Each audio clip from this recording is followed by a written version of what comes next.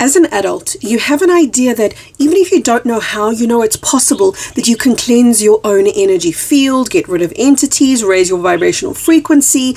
All of this is within your capability. Even if it's not within your know-how yet, you do know it's possible. What do you do with children? That's what today's conversation is about. And also, since we're talking about children, how responsible for children are we actually? And what about people with mental disabilities? What if you're taking care of somebody who might actually be an adult, but is not able to take care of themselves, let alone their own energy field? So that's the topic of today's conversation. A lot of you have reached out to me and said, my children are afraid of the dark, or there's something that's bugging them at night, whatever the case might be. So today's conversation is really going to support you. In a recent conversation, I think it was in the video, I hope it was this one, I did a video called Collapse of the Astral and Underworld. And in it I said, it is not for you to go to somebody else to have them cleanse entities and remove darkness from you. The reason being, it's only going to come back. Because these creatures of darkness reside in your energy field, in cracks and crevices where your light is not actualized. And you are here to actualize your light, to bring your light into embodiment, and in so doing, the radiance of your light, the eminence of your light, removes all of that negativity. So then, of course, you can see why that question about children comes up. Because children may not necessarily yet know how to command the consciousness of their vehicle at the same level that you as an adult does. Now, as much as it's true, for the adults, I don't recommend that you're free, you do what you want to do, but I don't recommend that you go and let anybody else cleanse your energy field. Again, it's only going to come back. A child will always imprint to the parents, and the child has chosen those precise and those exact parents, knowing that their energy field is what they were going to interact in. In fact, a child under the age of 7 is so much a part of the parent's energy field that they have no real sense of themselves as a separate or individuated being to their parent's energy field. So under the age of 7, your energy field, if you have children, it is your energy field that literally acts like a protection, an umbrella even, that covers them, and they are a part of your field. So when you are embodying your light, your consciousness, your truth, you better believe it, the same thing is happening for them. And sometimes this is why children keep catalyzing the adults, keep triggering even the adults to get them to raise their consciousness, because the children know, Mom, Dad, hello, I need you to elevate so that you can support me in elevating. The most powerful thing you can do for your child is not cleanse their field for them, nor is it to take them to somebody who's going to do it for them. It is for you, whether that child is under 7 or over 7. And a child, let's just say a child is under the age of 21, although it's probably more like 18, but let's just say 21. Be the light in proximity to them. That's what you do. That's how you cleanse them. That's how you help them. You be the light, because we so underestimate the power of that. We so neglect to see the power of one individual embodying their light. And if you make your job your embodiment of light, which is your truth, which is your alignment to God's source consciousness, that alignment is the most powerful remedy on the planet. And when you walk in that alignment, you don't even know. I mean, there's this comedic visual that I get in my mind of all these entities kind of dodging and ducking and diving to get out of the way of you as you walk down the street, because one who is embodying their light, you become a magnet for more light, but you also become almost a neon broadcaster for those who are of darkness, that they will not be able to withstand being in your presence, because your presence as light converts and transforms, not because you're trying to, because this is the nature of light. It brings everything in proximity to it into higher resonance. So when you've got somebody in proximity to you who's not able to bring light in because perhaps they're mentally impaired, perhaps they're not able to do it, but they're a child. Specifically, a child that is your own. I'm not talking about somebody else's children, because children will always imprint to the parents. It's going to be helpful. Let's just say they're your grandchildren. It's going to be so helpful and so beneficial for you to maintain that light structure, but to respect the fact that as much as they are going to be in proximity to your light, they are equally going to be in proximity to their parents' light. So they would have known this and chosen this for their life path. And what if one person is holding light and another person, like another parent, I should say, is holding dark and one parent is holding light? What happens in that scenario? The children will normally gravitate to the highest vibrating parent. They will normally take their energetic cues from the highest vibrating parent. See, I have people say to me often, "Gee, Kerry, your children must be so enlightened. They must know so much. You must have so many amazing conversations about God and consciousness and life and the universe." And we do have some, but no, I don't sit with my children and tell them about light and God and darkness and consciousness and how it works in the various dimensions, because I just don't think, unless they ask me the question, I don't think that it's important to them. But I know that they know this stuff anyway, because I live it in proximity to them.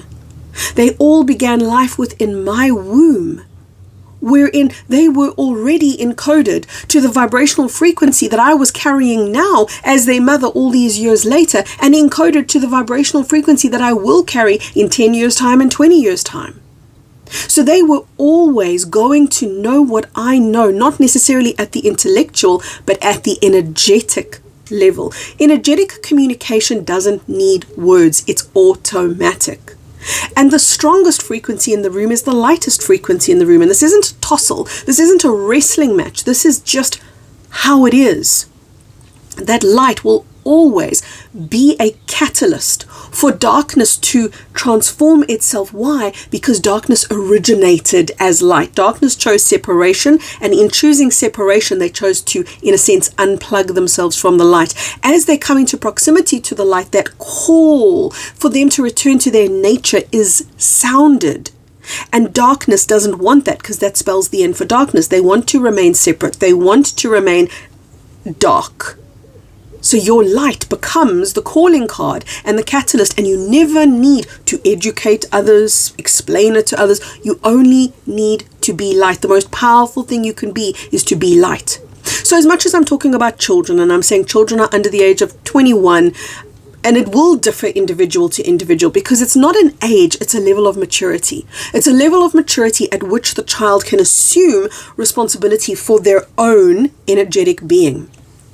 But let's say you've got a 30, 40-year-old child who's mentally impaired and not able to do this for themselves. The same is going to apply. That adult child is still going to be under the custodianship and the guardianship of your energy field, even after you pass on from this world.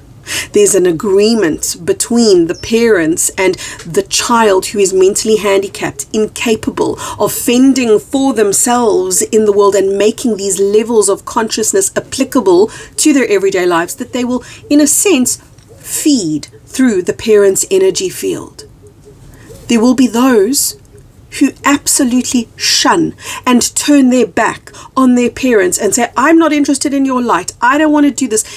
If they are children, don't ever impose upon them your light, or even your beliefs, or even your viewpoints. You can share them by all means. Let them speak their own, and you have your own.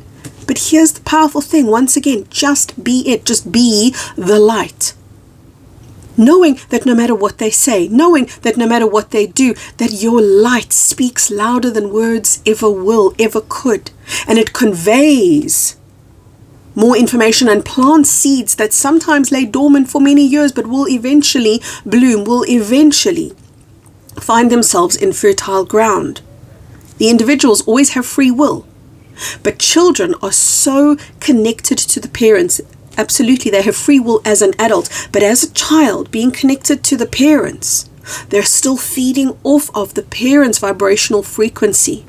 Here's a wonderful little technique that I want to share with you. For those of you who have children who are saying to you, Mom, help me, Dad, help me. I'm afraid of the dark. There's something spooky. There's something trying to get me. Why did we all have that as children? Or at least most of us had the sense of monsters under the bed or something in our cupboard.